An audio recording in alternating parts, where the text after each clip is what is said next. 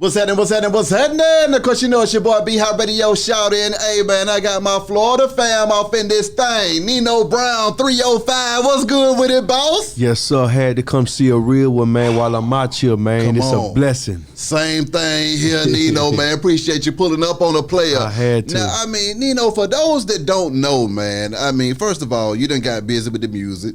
You done hit him with the motivational speaking as well. Right. And also you're a cultural critic in this thing too, man. You got to let them know how you feel about a lot of stuff. Yeah.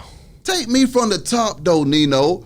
What was it that made you say, you know what, man, I got a voice? Was it the music that got you, or were you already preaching before you started rapping? It's just a lot of fake shit in this game that I don't like. You know what I'm saying? Like, when you get in this game as a musician, you thinking it's going one way. You like, yo, I got to put on the drip.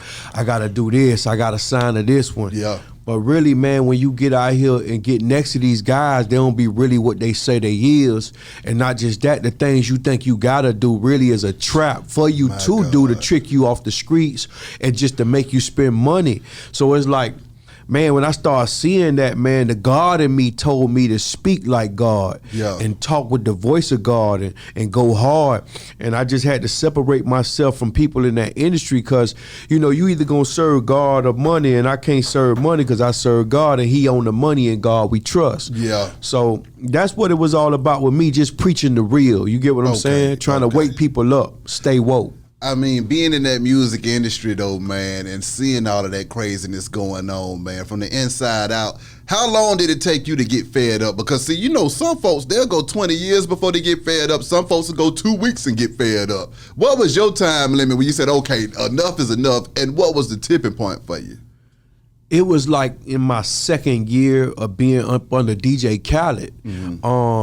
DJ Khaled is a master politician. He's a master at what he do. You know what I'm saying? Because he is an Arab in a black man game making money. Yeah. And he probably the only one in that game making money. So when I seen him and got up under him, he gave me $1 million worth of game for the free. Yeah. You know what I'm saying? But I learned, but then just getting up under him, man, traveling next to him, man, getting to see a lot of the stuff he do and what he don't like, but he say he like. I was learning politics at a fast pace. Yeah. But then the street in me said, man, this ain't real. You know, you really don't like this cat and what he doing, so why you don't get away from him and do it your way? You get what I'm saying? And then just seeing how he'll backdoor me and shelf me to promote the things that he was actually investing in because he felt like it needed to work for him to get his return on his investment. So I just seen a lot of the stuff that he was doing. Instead of, you know, putting it behind me, he wanted to keep me as a friend and put it into the Ace Hood cat. You know what I'm saying? That made me say, you know what, nah, bro. Because if you look at Ace Hood now and then you look at me now, you just see the transition, like, who is Ace Hood? You know, no disrespect to him. You know, he's still a man, but in this game here, a lot of the artists that Khaled signed, you don't even know about them no more, but you know Nino. How did that adversity propel you though, Nino? Because it smells like to me when you felt that pain, you said, I got something to gain now. Yeah, I use a lot of my pain as power. You know, when I go through pain and trauma, I don't take it out on people, I take it out on my hustle. Be the best decision you ever make. You know what I'm saying? When you take out what people do to you and you hold it for so many years instead of trying to, see, a bully is somebody that was bullied. But see, a real hustler like B-High, like Nino Brown, like multiple people out here in the world that's doing their thing, man, they been going through stuff internally and they say, you know what, since you gonna try me like that, I'm gonna do it like this. I'm gonna make you wish that you never played me.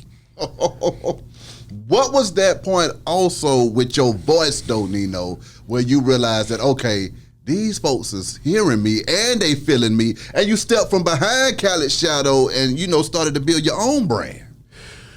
When I started posting a lot of motivational content, at first it wasn't structured. At first it wasn't organized. It was just straight off the dome in front of the garbage can. I didn't know what I was doing, but I was speaking from, you know, passion and persistent. And then I was all over the place. But then I started getting this calling from people saying, hey, man, you changed my life. And I'm like, I'm just talking.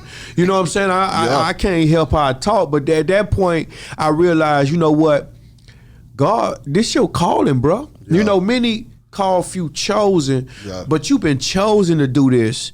And then I start getting deeper into my knowledge. I start reading, I start researching, you know, because they say, the Bible say the people perish from the lack of knowledge, and Thanks. the difference between rich and poor is information. So when you got the information, it changed your destination, because you probably was going to prison, but now you done risen to a high rise. You get what I'm Yeah. saying? And we Yeah. get money.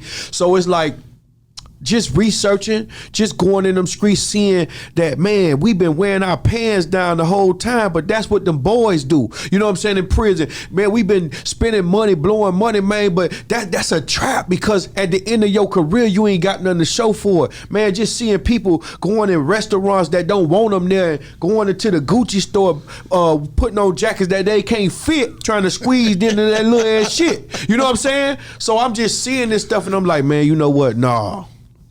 I'm with you, Nino. I'm with you, man. Right.